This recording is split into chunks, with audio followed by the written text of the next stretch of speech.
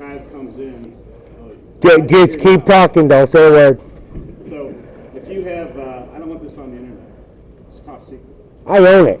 You're not big enough, so just keep talking, do your demo. You see how tall he is compared to me? Turn the camera around here. Where's Zach? Some self-awareness. Zach, hook me up. Be careful, that's Rocky. So, No, that's a Sudbury. Yeah.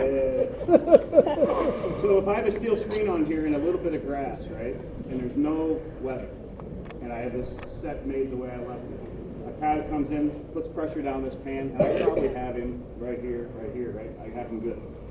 All right, now the reality of the situation is this. Tonight, I get home from trapping, it starts raining, I'm skinning in the barn, I can hear it on my metal roof. Around midnight, it turns colder, and that rain turns to snow, right? And then for a couple hours, it's a mix of freezing rain and snow, and then it snows. So I wake up in the morning and I have white everywhere, maybe only an inch, maybe two, but underneath that snow is a crust of freezing rain, right? So now, next day, I check the same trap, and I have my steel screen, I have my little bit of grass, but I have this much snow and ice on the trap pan. Guess what? This trap can operate in that. So now what happens? The coyote comes up, steps on it, smells my pipe, steps on it, the pan goes down, the levers go up, but when he steps on that 1 or 2 inches of snow, his paw can no longer touch that pan, right? There's an instant there, it squishes down, but it's still an inch or an inch and a half of compressed snow underneath his paw. So now when that trap goes off, where's he at? He might be up here, but I got it, right? Now if you're only using a smaller trap, that smaller jaw spread and that snow compression maybe have you out of business. You may have a trap sitting on top of the ground with nothing in it. You're like, how the heck did that happen? Well, so I would recommend that you use the biggest trap legal in your state.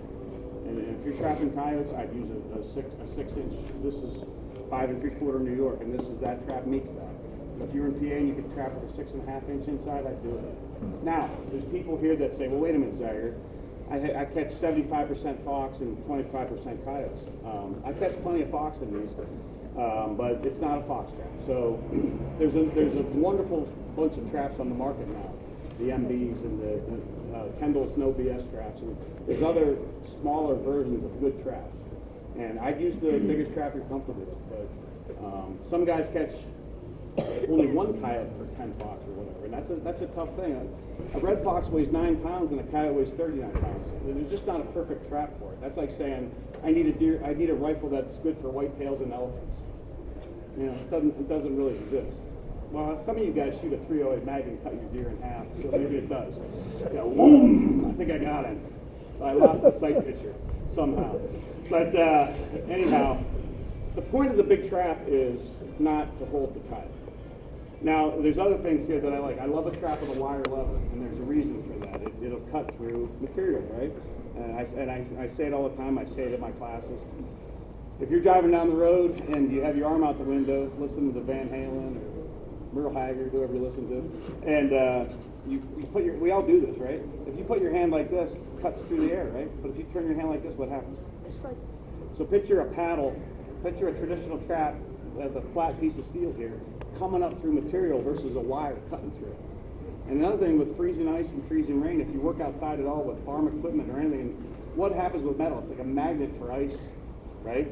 So the less metal you have really exposed here, the less likely you're going to get plowed up with it. So these wire levers are really meant to really cut through material and cut through cover, just like a knife cutting through hot butter, or a hot knife cutting through butter. So same deal. So I know guys that catch a lot of coyotes with smaller traps. I get it, I understand it, but if I can use something bigger, I will. And it's more weather related than anything. So how much time we have? 15 minutes.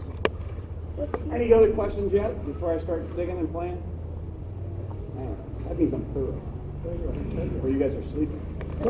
Mark, tell us about kill area with the screen, bigger trap.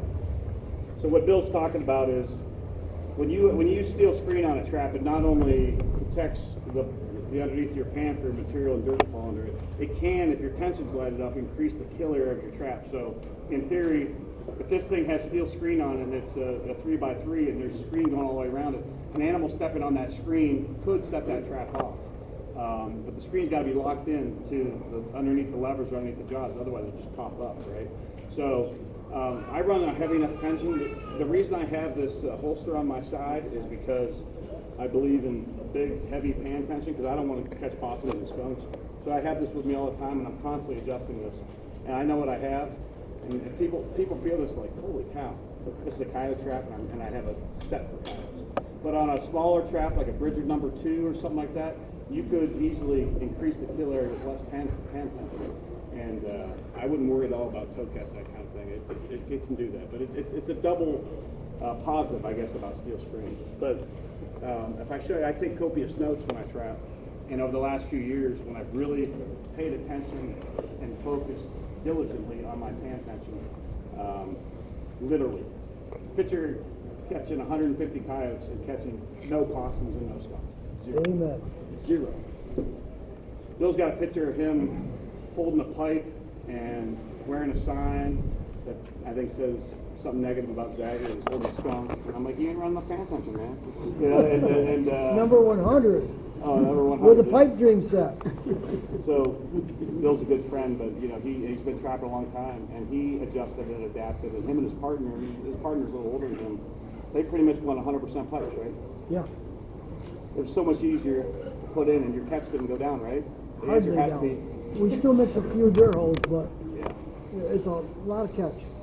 Yeah. So again, we're not here to tell you the pipe dream, but I've had a lot of really good trappers that I know that didn't feel like they had to try because they didn't have the moisture problems, they didn't have the amount of rain and snow I had. They're like, well, I don't need to try that. And then one year happens, they get that kind of weather, and they go to it, and they're like, holy cow, you're on it. It works. So anyhow, I'll make one of these sets. I'm probably not going to swing my axe because this saw it's not going to work anyhow. So when I make my set, this trap on the jaws are up at 6x6 outside. So I'm going to I dig a bed that's 5x5. So whatever trap you use, do those dimensions. If you're one of those guys that needs a cookie cutter, you pound in and make your little thing, buy the size smaller than your trap and then pound out. The reason people have trouble bedding traps is they make these beds this big, like they're planting a garden.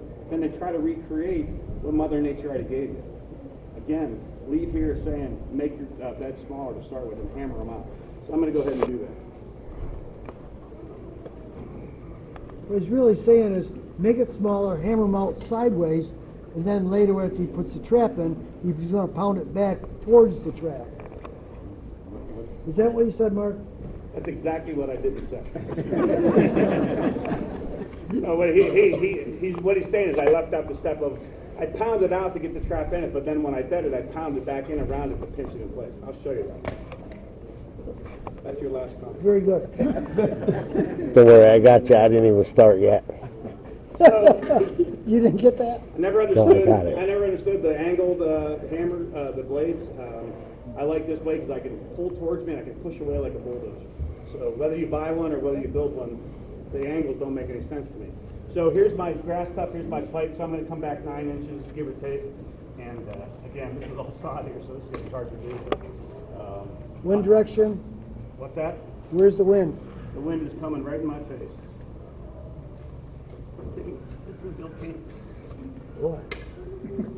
Try to teach them.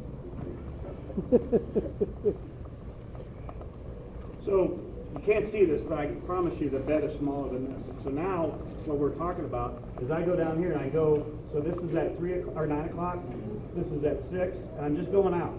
I'm just pushing this out and I'm making it a square and I trap perfectly square. And now I've made it, you know, just from doing this a billion times, I know that my jig trap will fit me. If you're gonna practice a set, don't wait till the season to do it. Go home and play around with this. So now at 3 o'clock and 9 o'clock, I need my levers. I need a place to have my levers let the trap sink. So I just pound right on top of the grass, down, down.